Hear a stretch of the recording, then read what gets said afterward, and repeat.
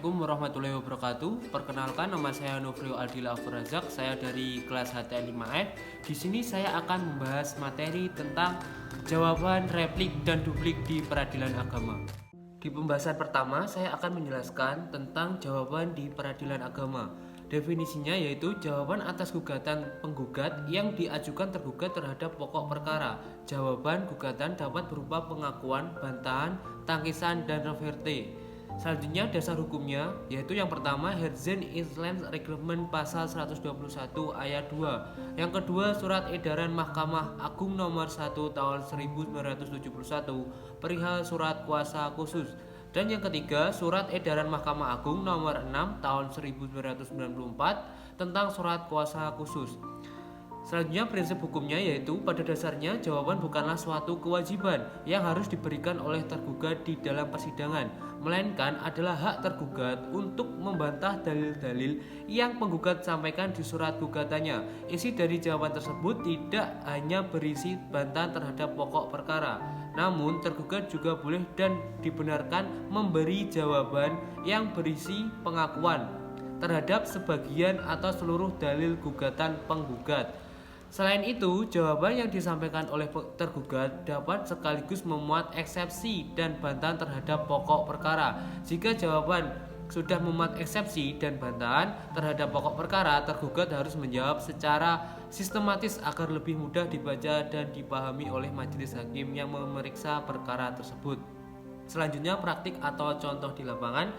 Bila mana dalam gugatan perceraian, penggugat menyatakan dalam positanya adalah percekcokan yang terus-menerus karena permasalahan ekonomi, maka dalam jawaban tergugat dapat saja meluruskan fakta bahwa yang benar adalah tidak pernah terjadi pertengkaran dan percekcokan.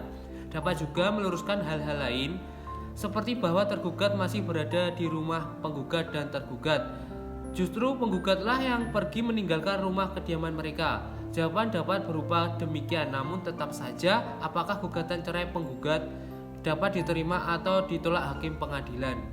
Kembali lagi kepada alat-alat bukti yang diajukan masing-masing pihak yang digunakan untuk memberikan keyakinan kepada hakim untuk memuat pertimbangan-pertimbangan sebelum menjatuhkan putusan. Selanjutnya di pembahasan kedua saya akan menjelaskan tentang replik di pengadilan agama. Definisinya, replik adalah jawaban balasan atas jawaban tergugat dalam perkara perdata. Replik harus disesuaikan dengan kualitas dan kuantitas jawaban tergugat. Oleh karena itu, replik adalah respon penggugat atas jawaban yang diajukan tergugat. Dasar hukumnya, dasar hukum replik dan duplik adalah Reglement Acara Perdata atau Reglement of the Referendum. Beberapa pasal yang memuat ketentuan replik dan duplik adalah sebagai berikut.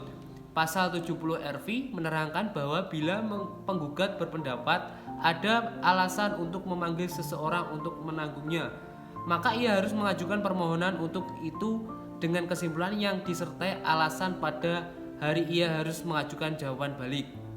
Prinsip hukumnya dalam pasal 142 Reglement Acara Perdata, replik biasanya berisi dalil-dalil atau hak-hak tambahan untuk menguatkan dalil-dalil gugatan penggugat. Penggugat replik ini dapat mengemukakan sumber kepustakaan, pendapat para ahli doktrin dan sebagainya. Selanjutnya praktik atau contoh di lapangannya yaitu misalnya dalam kasus perceraian, tentu akan ada dua pihak yang terlibat yakni penggugat sebagai pihak pertama dan tergugat sebagai pihak kedua. Mereka akan didampingi oleh kuasa hukumnya masing-masing untuk membantu selama menjalani proses persidangan. Termasuk juga saat menyusun replik dan duplik, keduanya dapat menggugat atau bisa saling menyanggah satu sama lain dengan dalil atau dasar hukum hingga sampai pada akhir tahap yakni putusan pengadilan. Selanjutnya di pembahasan terakhir saya akan menjelaskan tentang duplik di pengadilan agama. Definisinya yaitu jawaban tergugat atas replik yang diajukan penggugat. Duplik diajukan tergugat untuk meneguhkan jawabannya yang lazimnya berisi penolakan terhadap gugatan dan replik penggugat. Prinsip hukumnya untuk menjunjung asas peradilan yang sederhana, cepat dan biaya ringan, maka berdasarkan pasal 117 RV, tahap proses jawab-menjawab para pihak diberikan kesempatan menyampaikan replik duplik sekali saja. Praktik atau contoh di lapangan pada kasus perceraian, duplik biasanya memuat bantahan atau pembelian atas dalil-dalil pernyataan yang diajukan oleh penggugat dalam repliknya. yang tentunya disertai dengan uraian bukti-bukti yang dapat menguatkan bantahan atau pembelaan tersebut. Sekian pembahasan materi dari saya, ada kurang lebihnya mohon maaf. Wassalamualaikum warahmatullahi wabarakatuh.